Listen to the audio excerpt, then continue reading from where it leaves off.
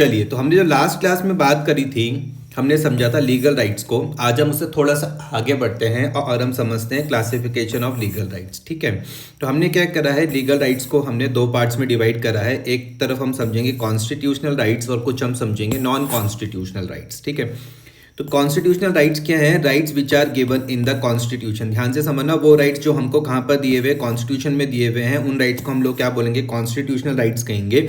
और जो राइट हमको कॉन्स्टिट्यूशनल से बाहर दिए हुए, rights which are found outside the constitution, उनको हम क्या बोलेंगे? नॉन कॉन्स्टिट्यूशनल राइट्स कहेंगे। ठीक है, नॉन कॉन्स्टिट्यूशनल राइट्स का दूसरा नाम क्या है? एक्स्ट्रा कॉन्स्टिट्यूशनल राइट्स और ऑर्डिनरी लीगल राइट्स। ध्यान से इस चीज को समझना, क्लासिफिकेशन ऑफ लीगल राइट्स को हमने दो पार्ट्स में डिवाइड करा है। एक तरफ क्या है? कॉन्स्टिट्यूशनल राइट्स, दूसरी तरफ क्या है? Non constitutional rights.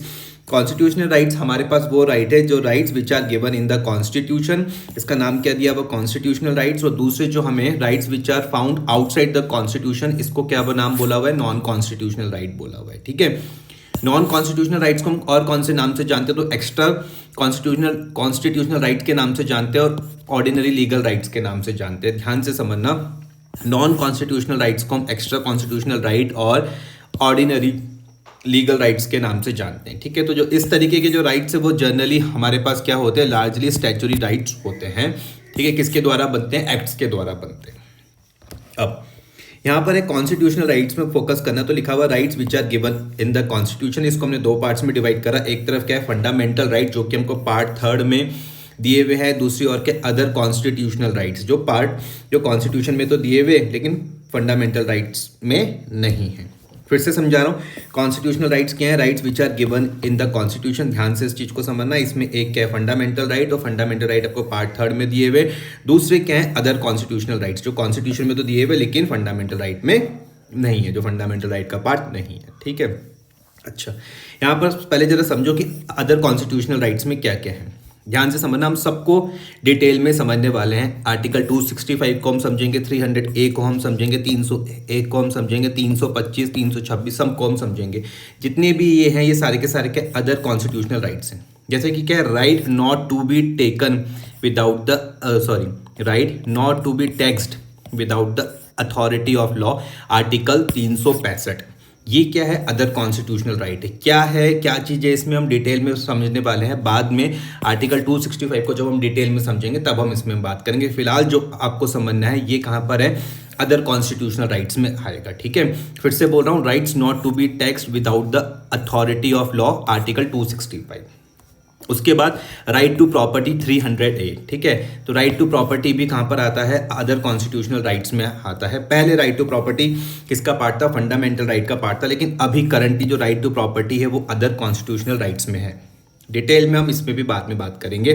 नेक्स्ट है right to freedom of inter state trade and commerce, article 301। ध्यान से इस चीज को समझना, right to freedom of inter state trade and commerce, article 301। ये भी किसका पार्ट है? अदर कॉन्स्टिट्यूशनल राइट का पार्ट है।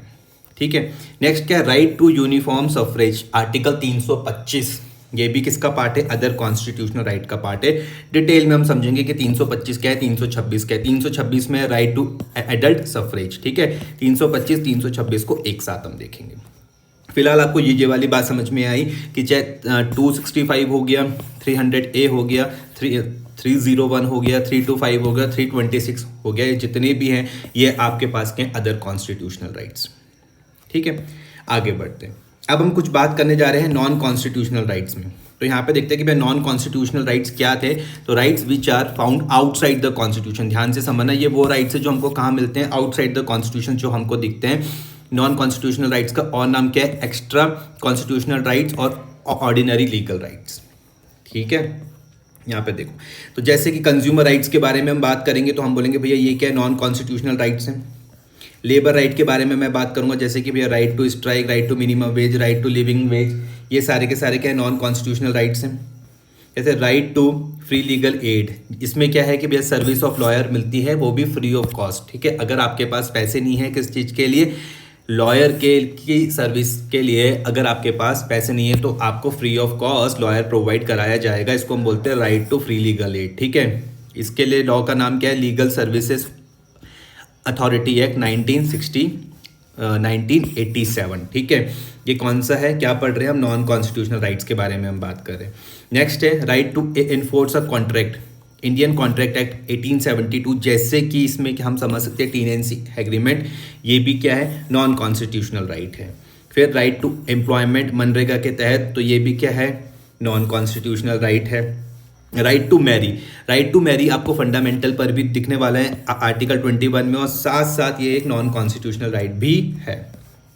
राइट टू इनहेरिटेंस और सेम ऐसे right to adopt a child, अगर ये जितने भी आपको राइट दिख रहे हैं सारे के सारे क्या है, नॉन कॉन्स्टिट्यूशनल राइट है। ठीक है, तो अभी जो हमने यहाँ पर समझा, हमने यहाँ पर क्या बात करी, क्लासिफिकेशन ऑफ लीगल राइट, जिसको हमने कॉन्स्टिट्यूशनल राइट्स और नॉन कॉन्स्टिट्यूशनल राइट्स में बांटा था। हमने बोला कॉन्स्टिट्यूशनल राइट्स के डेफिनेशन में हमने क्या चीज़ समझी, rights which are given in the constitution, और दूसरी और जो नॉन कॉन्स्टिट्यूशनल राइट्स है उसमें हमने क्या बात करी, rights which are found outside the constitution.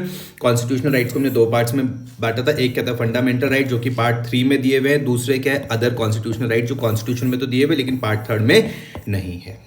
ठीक है, और जो कॉन्स्टिट्यूशन में ही नहीं है, जो लॉ के द्वारा बनाए जा रहे हैं लार्जली स्टैच्यूटरी राइट्स है, वो उनको क्या बोलते हैं, नॉन कॉन्स्टिट्यूशनल राइट्स बोलते हैं। अच्छा, अब यहाँ पे नेक्स्ट देखो क्या है, difference between fundamental rights and other legal rights. ध्यान से समझना किस किस के बीच में डिफरेंस समझना है आपको। एक नंबर पे क्या लिखा हुआ, फंडामेंटल राइट्स, और ये इनके बीच में other constitutional rights plus non constitutional rights, इनके बीच में आपको डिफरेंस समझना है। ध्यान से समझो, 1 और ये सेकेंड और थर्ड के बीच में आपको डिफरेंस समझना है। ठीक है, यहाँ पे देखो तो क्या लिखा हुआ है, इसको आप इस तरीके से समझना। क्या लिखा हुआ, under the constitution if the fundamental rights of an individual are violated then the aggrieved individual, that is individual who have suffered can approach the Supreme Court directly by filing a writ petition under Article 32 of the Constitution। अगर मैं किसके बारे में बात करूं, मैं fundamental rights के बारे में बात करूं, किसके बारे में बात करूं, मैं फंडामेंटल राइट्स के बारे में बात करूं, किसी इंडिविजुअल के मैं फंडामेंटल राइट्स के बारे में बात करूं, अगर उसके राइट्स क्या हो जाए, वायलेट हो जाए, तो अग्रीव पार्टी जो इंडिविजुअल है, कौन इंडिविजुअल, जो उसने क्या करा, सफर करा है, वो डायरेक्ट कहां पर जा सकता है, सुप्रीम कोर्ट के पास जा सकता है। इंपॉर्टेंट क्या है यहाँ पे समझना, can approach the Supreme Court directly. ध्यान से समझना, ये किसके बारे में मैं बात करूं, मैं बात करूं भैया फंडामेंटल राइट्स के बारे में। ठीक है, फंडामेंटल राइट्स के केस में आप डायरेक्ट सुप्रीम कोर्ट के पास जा सकते हो, काय के लिए, bye filing a writ petition. और आर्टिकल नंबर भी याद रखना, आर्टिकल नंबर क्या है, 32 है ऑफ द कॉन्स्टिट्यूशन। तो आपने क्या बात समझी, हम डिफरेंस समझ रहे फंडामेंटल राइट्स और अदर लीगल राइट्स के बीच में हम डिफरेंस समझ रहे हैं। बोला गया है कि under the constitution if the fundamental right of an individual are violated, अगर किसी भी इंडिविजुअल के फंडामेंटल राइट का अगर वायलेशन हो गया तो अग्रीव्ड पार्टी डायरेक्ट क्या कर सकती है, अप्रोच कर सकती है, किसको, सुप्रीम कोर्ट को, डायरेक्टली सुप्रीम कोर्ट को अप्रोच कर सकती है। कैसे करेगी भैया, वो एक फाइल करेगी रिट पिटीशन, आर्टिकल नंबर याद रखना, under article 32 of the constitution. ये सारी बातें किसके लिए बोली गई, फंडामेंटल राइट्स के लिए बोली गई। ठीक है, दूसरे केस में क्या है, on the other hand if any of the other legal rights are violated, मतलब किसके बारे में बात हो रही है, सेकेंड और थर्ड के बारे में बात हो रही। ठीक है, on the other hand if any of the other legal rights are violated the aggrieved individual can not approach the Supreme Court directly. देखो फंडामेंटल राइट के टाइम पर तो भैया आप डायरेक्टली सुप्रीम कोर्ट के पास जा सकते हो, कोई दिक्कत नहीं, लेकिन अगर दूसरे राइट्स के बारे में मैं बात करूं तो यहाँ पे क्या लिखा हुआ, can not approach the Supreme court, आप डायरेक्टली भैया आप सुप्रीम कोर्ट के पास नहीं जा सकते।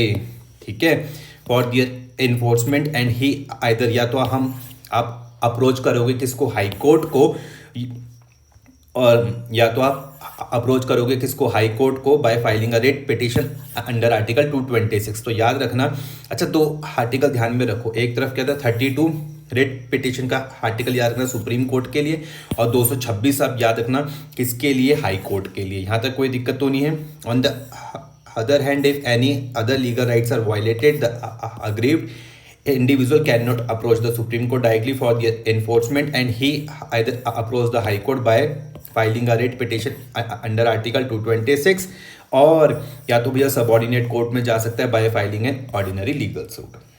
ठीक है, तो मेरे हिसाब से आपको यहाँ पे डिफरेंस समझ में आया फंडामेंटल राइट्स और अदर लीगल राइट्स के बीच में। अच्छा, नेक्स्ट अब जो हमारे पास जो आज से हम जो स्टार्ट करें वो हम बात करें भैया व्हाट आर फंडामेंटल राइट्स। तो ये फंडामेंटल राइट्स क्या हैं, तो लिख रहे हैं भैया fundamental rights are those right which are essential, important word क्या है essential, for an individual to attain the fullest physical intellectual and spiritual stature. ध्यान से मेरी बात समझना, अगर हमें किसी इंडिविजुअल की फुल प्रोग्रेस के बारे में मैं अगर बात कर रहा हूँ, किस लेवल पर, मैं फिजिकली लेवल पे बात कर रहा हूँ, इंटेलेक्चुअल लेवल पे बात कर रहा हूँ, मैं स्पिरिचुअल स्ट्रेचर के बारे में बात कर रहा हूँ, तो ये तभी पॉसिबल है जब उसके पास क्या होगा, फंडामेंटल राइट्स होंगे। ठीक है, तो लिख रहे हैं भैया fundamental rights are those right which are essential for an individual to attain his fullest physical intellectual and spiritual stature. ठीक है, they are also necessary for the functioning of a democracy. अगर मैं किसी डेमोक्रेसी के functioning के बारे में बात कर रहा हूँ तो वहाँ पर भी भैया फंडामेंटल राइट्स क्या है, असेंशियल है। वहाँ पर भी क्या है, फंडामेंटल राइट क्या है, नेसेसरी है। किस लिए भैया, फंक्शनिंग ऑफ अ डेमोक्रेसी के लिए। ठीक है, तो बटा फंडामेंटल राइट्स आपको समझ में आ गए कि fundamental rights are those rights which are essential for an individual to attain his fullest physical intellectual and spiritual stature. They are also necessary for the functioning of a democracy. ठीक है, अब बहुत ही ज़्यादा इंपॉर्टेंट है इसको समझना, क्या है आर्टिकल नंबर 12। ध्यान से इस चीज़ को समझो कि जब मैं पार्ट थर्ड आपके साथ अब मैं जो डिस्कस कर रहा हूँ, तो पार्ट थर्ड में हम बात करेंगे आर्टिकल नंबर 12 टू 35 को हम समझने की कोशिश करेंगे, जहाँ पर हमारा पहला आर्टिकल स्टार्ट होता है आर्टिकल नंबर 12। ये क्या बता रहा है, meaning of the term state. हमको स्टेट की मीनिंग को समझना है, ध्यान से समझना, हमें जो स्टेट वर्ड है इसकी मीनिंग को समझना है एज पर आर्टिकल 12 हमको इसको समझना है। ठीक है, हम कौन सा पार्ट पढ़ रहे हैं, हम आपके साथ डिस्कस कर रहे हैं पार्ट थर्ड फंडामेंटल राइट का। ठीक है जी, तो लिखा हुआ fundamental right are enforceable against the state. ध्यान से मेरी बात समझना कि फंडामेंटल राइट जो इन्फोर्स होते हैं वो किसके अगेंस्ट होते हैं, स्टेट के अगेंस्ट होते हैं। तो इसका मतलब मुझे पता होना चाहिए कि भैया स्टेट का मतलब है क्या। ठीक है, तो इसके आप कॉन्टेक्स्ट को समझो कि हम किस किस कॉन्टेक्स्ट में हम स्टेट को समझेंगे। तो हमें समझना है एडमिनिस्ट्रेटिव सेंस में। ध्यान से समझना, जो हमारे लिए काम का है वो क्या है, एडमिनिस्ट्रेटिव सेंस। लेकिन क्या और भी कोई सेंस है, हाँ जी और भी सेंस है। लीगल सेंस पर भी हम स्टेट को समझते हैं और फेडरल सेंस पर भी हम स्टेट को समझते हैं। लेकिन आर्टिकल 12 में जो हमारे लिए ध्यान रखना है वो किस में हम समझेंगे, एडमिनिस्ट्रेटिव सेंस में हम समझेंगे। ठीक है, तो मैं लीगल सेंस में मैं अगर बात करता हूँ तो देखो क्या लिखा हुआ है, state mean sovereign and independent country. ध्यान से इस चीज़ को समझना, इस वर्ड में ना भी समझ में कोई भी टेंशन की बात नहीं। जब मैं आपके साथ नेक्स्ट अभी प्रियम्बल डिस्कस करूंगा तो मैं सोवरियन को बहुत अच्छी ढंग से आपके साथ डिस्कस करूंगा। फिलहाल आपको सिर्फ लीगल सेंस में ये वाली बात समझनी है कि स्टेट का मतलब क्या है, सोवरियन एंड इंडिपेंडेंट कंट्री। जैसे कि मैं बोलूँगा इंडिया एज अ स्टेट। ठीक है, अगर मैं इंडिया को एज ए स्टेट के तौर पर मैं बात कर रहा हूँ तो मैं किस में बात कर रहा हूँ, मैं लीगल सेंस में बात कर रहा हूँ। ठीक है, state mean sovereign and independent country. दूसरा जो मेरे पास जो कॉन्टेक्स्ट है वो है भैया फेडरल सेंस। तो फेडरल सेंस में जब मैं बात कर रहा हूँ तो मैं बोलूँगा state means an unit of a federation. ध्यान से समझना, यूनिट इंपॉर्टेंट है, unit of a federation, unit of a federation के बारे में जब हम यहाँ पर बात करें तो ये कहाँ पर आ जाएगा भैया, ये इसका फेडरल सेंस है। ठीक है, जैसे कि मैं बोलूँगा उड़ीसा। उड़ीसा क्या है, एक स्टेट है। उत्तराखंड क्या है, एक स्टेट है। महाराष्ट्र क्या है, एक स्टेट है। तो जब मैं ये बात कर रहा हूँ तो मैं किस सेंस में बात कर रहा हूँ, फेडरल सेंस में बात कर रहा हूँ। लीगल सेंस में जब मैं बात कर रहा हूँ तो मैं बोल रहा हूँ भैया state mean sovereign and independent country, जैसे कि मैं बोल रहा हूँ इंडिया एज अ स्टेट। ठीक है, आपको लीगल सेंस भी समझ में आ गया, आपको फेडरल सेंस भी समझ में आ गया। लेकिन पार्ट थर्ड जब आप समझोगे तो आपको एडमिनिस्ट्रेटिव सेंस में स्टेट का मतलब समझना है। ध्यान से समझना, जब आप पार्ट थर्ड समझ रहे हो, जब आप पार्ट थर्ड में बात करोगे तो आपको किस में ध्यान देना है, आपको एडमिनिस्ट्रेटिव सेंस में ध्यान देना है। तो चलो इसमें हम डिस्कस करते हैं। क्या लिखा हुआ, एडमिनिस्ट्रेटिव सेंस को जब मैं समझ रहा हूँ तो लिखा हुआ है इट मीन्स एनी अथॉरिटी। ध्यान से समझो, it means any authority that exercises governmental और एडमिनिस्ट्रेटिव और एग्जीक्यूटिव फंक्शन। ध्यान से इस चीज़ को समझना, एडमिनिस्ट्रेटिव सेंस में क्या बात बोली गई, ऐसी अथॉरिटी के बारे में बात बोली गई दैट एक्सरसाइज गवर्नमेंटल, एडमिनिस्ट्रेटिव और एग्जीक्यूटिव फंक्शंस। ठीक है, किसी भी ऐसी अथॉरिटी के बारे में बात बोली गई है। हम क्या समझ रहे हैं, एडमिनिस्ट्रेटिव सेंस में हम स्टेट को समझ रहे हैं। ठीक है, एडमिनिस्ट्रेटिव सेंस में हम स्टेट को समझ रहे हैं एज पर आर्टिकल 12। तो क्या बोला गया, it means any authority that exercise governmental, administrative और एग्जीक्यूटिव फंक्शंस और any authority that functions under the control of the government. ठीक है, जैसे कि ध्यान से इस चीज़ को समझो, it include central the state, the local self government में अगर सेंट्रल गवर्नमेंट के बारे में बात कर लूँ तो वो आर्टिकल 12 में स्टेट की डेफिनेशन पर आ जाएगा। मैं अगर स्टेट गवर्नमेंट के बारे में बात कर लूँ, मैं अगर लोकल सेल्फ गवर्नमेंट के बारे में बात कर लूँ, मैं अगर पार्लियामेंट के बारे में बात कर लूँ, मैं अगर स्टेट लेजिस्लेचर के बारे में बात कर लूँ, मैं अगर पंचायत के बारे में बात कर लूँ, मैं अगर म्यूनसिपालिटीज़ के बारे में बात करूँ, पब्लिक सेक्टर अंडरटेकिंग्स के बारे में बात करूँ, नेशनलाइज्ड बैंक्स के बारे में बात करूँ, इंश्योरेंस कंपनीज के बारे में बात करूँ, ठीक है, यहाँ तक कोई दिक्कत तो नहीं है। तो सारे के सारे कहाँ पर आ जाएंगे? It means any authority that exercise governmental और एडमिनिस्ट्रेटिव और एग्जीक्यूटिव फंक्शन और any authority that functions under the control of the government. फिर से ध्यान देना, इसमें क्या क्या आ जाएगा? The central, the state, the local self governments, the parliament, the state legislature, panchayat and municipalities, public sector undertaking, nationalised bank, insurance companies. ठीक है, अब बहुत ज़्यादा ध्यान देना यहाँ पर यार, आपको यहाँ पे बहुत ज़्यादा ध्यान देने की ज़रूरत है। अब यहाँ पे समझना एंड द ध्यान से समझना, यहाँ पे बहुत ज़्यादा ध्यान देना है। क्या लिखा हुआ? एंड द जुडिशरी, जुडिशरी की बात करी गई। अब ध्यान से समझना किस तरीके से बात करी गई है वो समझना है आपको। And the judiciary when performing administrative functions. ध्यान से समझना, आर्टिकल पूछा जा सकता है कि आर्टिकल 12 में क्या जुडिशरी आती है? आंसर है हाँ, जुडिशरी आती है, लेकिन तभी आएगी जब जुडिशरी कौन से फंक्शन परफॉर्म करेगी? सिर्फ एडमिनिस्ट्रेटिव फंक्शंस जब जुडिशरी के द्वारा परफॉर्म किया जाएगा तभी वो आर्टिकल 12 की डेफिनेशन पर आएगी। इस चीज को ध्यान में समझना। मैं फिर से बता रहा हूँ जुडिशरी के बारे में कि judiciary when performing administrative functions, judiciary article 12 में तभी आएगी जब वो एडमिनिस्ट्रेटिव फंक्शंस को परफॉर्म करेगी। समझते, जुडिशरी हमारे पास दो तरीके के फंक्शंस को परफॉर्म कर सकती है। एक तरफ क्या है भैया? जुडिशियल फंक्शन, दूसरी तरफ क्या है? Non judicial function. ध्यान से इस चीज को समझना, जुडिशरी हमारे पास दो तरीके के फंक्शंस को परफॉर्म कर सकती है। एक तरफ क्या है? जुडिशियल फंक्शन, दूसरी तरफ क्या है? Non judicial function.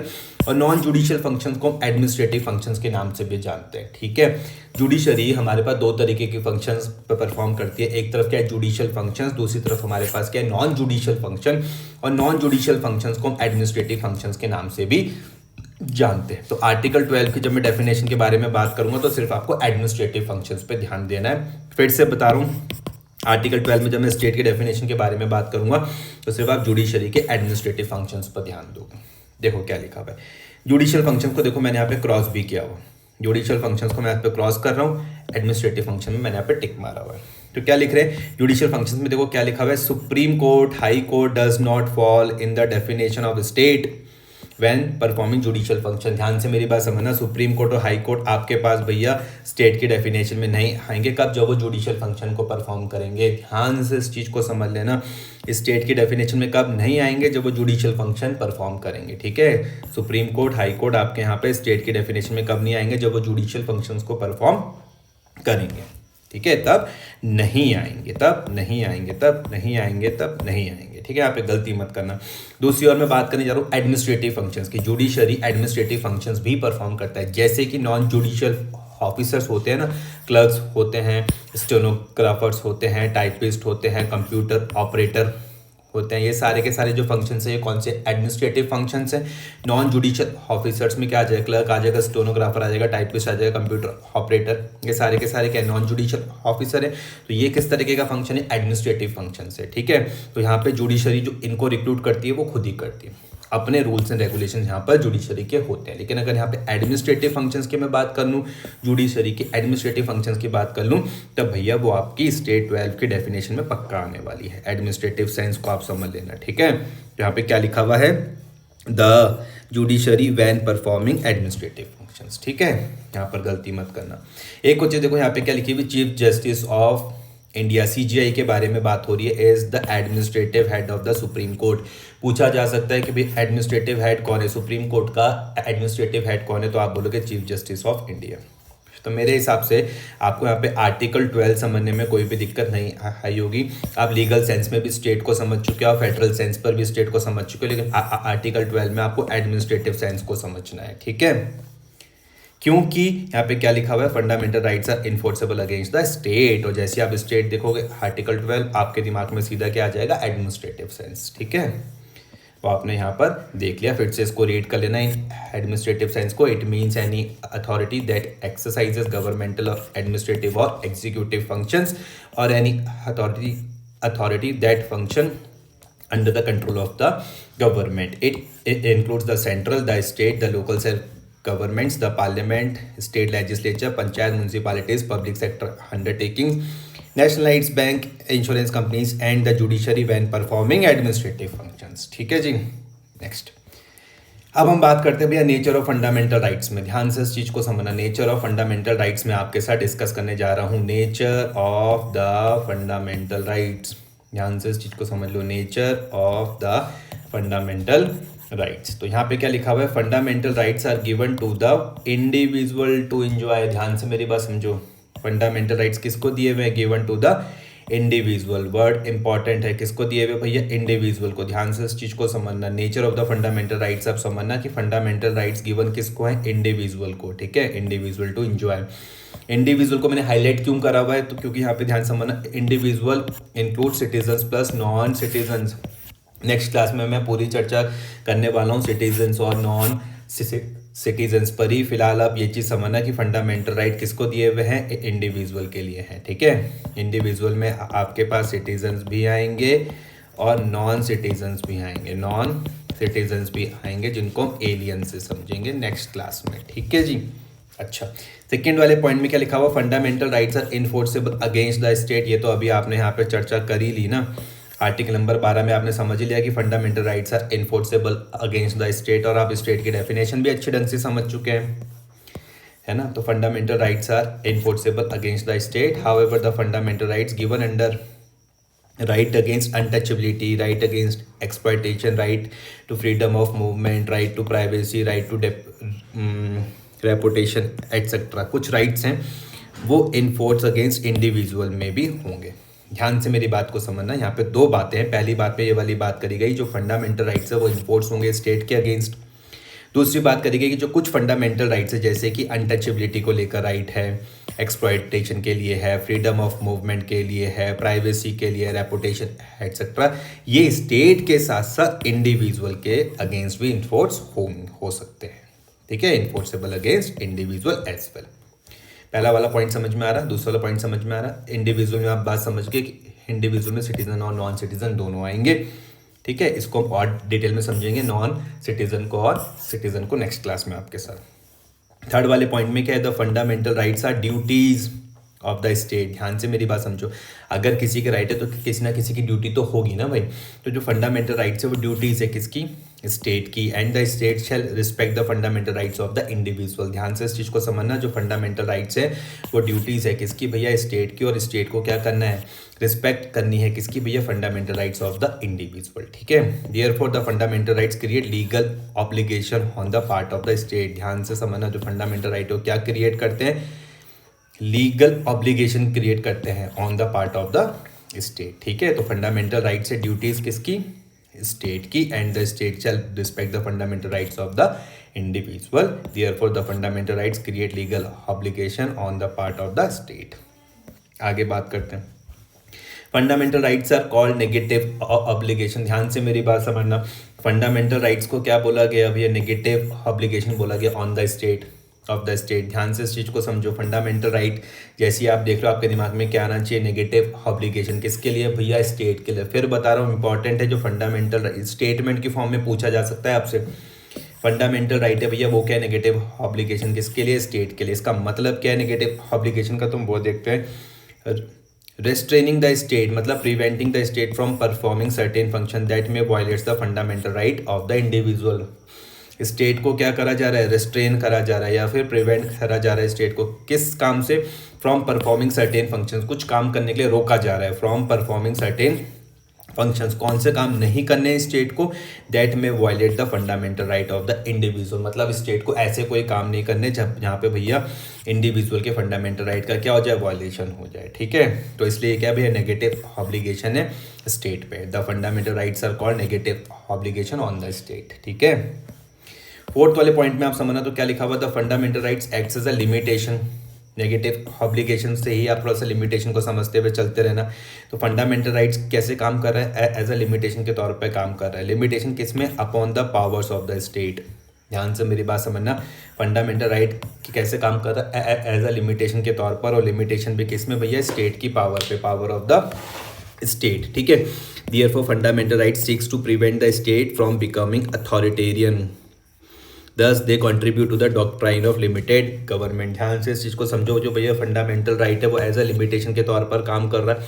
लिमिटेशन किस में भैया? पावर ऑफ अ स्टेट में। और जब हम स्टेट की पावर को, जब मैं अगर लिमिटेशन लगाऊंगा स्टेट की पावर पे, मैं अगर लिमिटेशन लगाऊंगा तो मैं किस चीज़ में कंट्रीब्यूट कर रहा हूँ? डॉक्ट्राइन ऑफ लिमिटेड गवर्नमेंट में हम कंट्रीब्यूट कर रहा हूँ।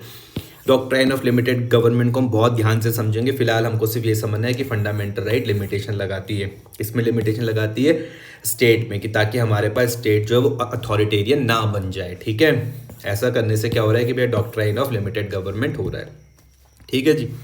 However, the fundamental rights enjoyed by the individual are not absolute right। इसको मतलब ये समझ लेना कि इसका मतलब ये नहीं है कि इंडिविजुअल जो चाहे वो कर सकता है, नहीं, ऐसा कुछ नहीं है। फंडामेंटल राइट जो इंडिविजुअल एंजॉय करता है वो एब्सोल्यूट राइट नहीं है। इसका मतलब ये नहीं है कि ये इंडिविजुअल के भैया जो मन में हारा वो करेगा, नहीं। यहाँ पर क्या होती है भैया? यहाँ पर रीजनेबल रेस्ट्रिक्शंस होती है। अगर मैं राइट अगेंस्ट अनटचेबिलिटी को छोड़ दूँ, ध्यान से इस चीज़ को समझना, अगर मैं राइट अगेंस्ट अनटचेबिलिटी को छोड़ दूँ which is given an absolute term, ध्यान से समझना है, सिर्फ राइट अगेंस्ट अनटचेबिलिटी को छोड़ के बाकी सब में रीजनेबल रेस्ट्रिक्शंस हैं, ठीक है। जो राइट अगेंस्ट अनटचेबिलिटी है वही सिर्फ क्या है? एक एब्सोल्यूट राइट है, या एब्सोल्यूट टर्म में सिर्फ राइट अगेंस्ट अनटचेबिलिटी दिया हुआ है। डिटेल में आगे हम इसको समझेंगे। फिलहाल यहाँ पर आप क्या समझना कि the fundamental rights enjoyed by the individual, the fundamental rights enjoyed by the individual are not absolute right except किसको छोड़ के? राइट अगेंस्ट अनटचेबिलिटी, ठीक है जी। Therefore fundamental rights are restricted rights. तो हम फंडामेंटल राइट्स का एक और नाम समझ लो, इसको हम क्या बोलते हैं? रेस्ट्रिक्टेड राइट्स के नाम से भी जानते हैं। किस नाम से?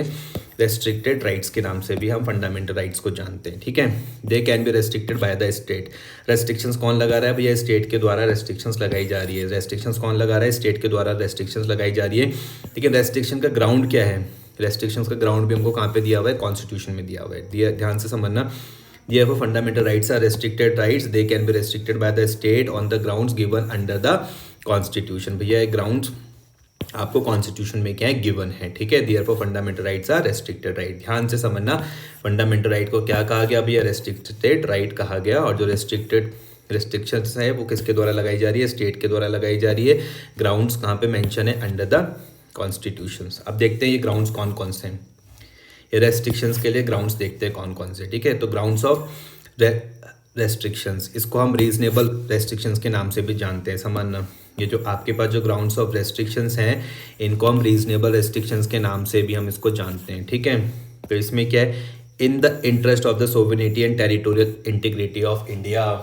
ध्यान से इस चीज़ को समझो, एक एक चीज़ को हम बाकी आने वाले टाइम में हम डिटेल में पढ़ेंगे। सिर्फ अब इन शब्दों में ध्यान दो कि रीजनेबल रेस्ट्रिक्शंस में क्या क्या आने वाला है।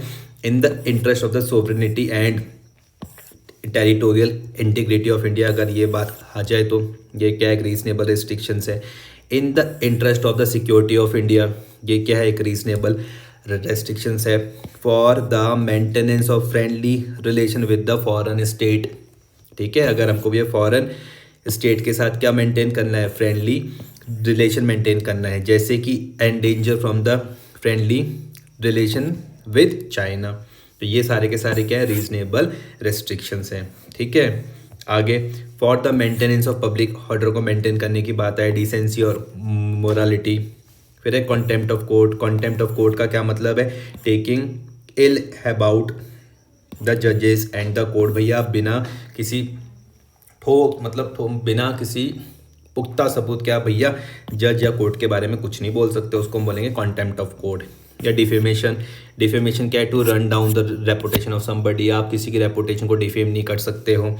या इंसाइटमेंट टू एन ऑफेंस, इसका मतलब क्या है? To encourage the people to rise in revolt against the legally elected government. भैया पीपल्स को इनकरेज नहीं कर सकते, किस लिए भैया? रिवॉल्ट के लिए। अगर कोई लीगली इलेक्टेड गवर्नमेंट है तो उसके लिए आप पीपल्स को इनकरेज नहीं कर सकते कि वो क्या करे? रिवॉल्ट करे। या फिर interest of the SC and STs, ये सब क्या है? रीजनेबल रेस्ट्रिक्शन से। आगे हम धीरे धीरे जब हम पढ़ेंगे तो हम समझेंगे कि कौन कौन से फंडामेंटल राइट्स के साथ कौन कौन सी रीजनेबल रेस्ट्रिक्शंस लगती हैं, ठीक है। अच्छा, in the interest of the SC and STs, ठीक है। For the promotion of the wellbeing of the backward classes of citizens, ध्यान से इस चीज़ को समझना। भैया हम अगर हमको क्या करना है भैया, प्रमोशन करना है, किस चीज़ का प्रमोशन हम करना चाह रहे हैं, wellbeing of the backward classes of citizens. तो ये भी क्या रीजनेबल रेस्ट्रिक्शन है, जैसे कि रिजर्वेशन दिया जा सकता है, reservation can be made for backward classes of citizens, ठीक है। For the promotion of the wellbeing of women, children and other weaker section of the society, इनके लिए भी रिजर्वेशन होता है, पता है ना आपको। तो ये भी क्या है, एक तरीके का रीजनेबल रेस्ट्रिक्शंस हैं, ठीक है। ये हम क्यों पढ़ रहे हैं, क्योंकि अभी मैंने ये वाला लाइन ध्यान से समझना, यहाँ पे बात करी गई थी कि जो फंडामेंटल राइट्स है enjoyed by the individual are not absolute right, absolute right नहीं है, उनमें क्या है भैया, कुछ रीजनेबल रेस्ट्रिक्शंस है, तो उसके बारे में हम बात कर रहे हैं, ठीक है।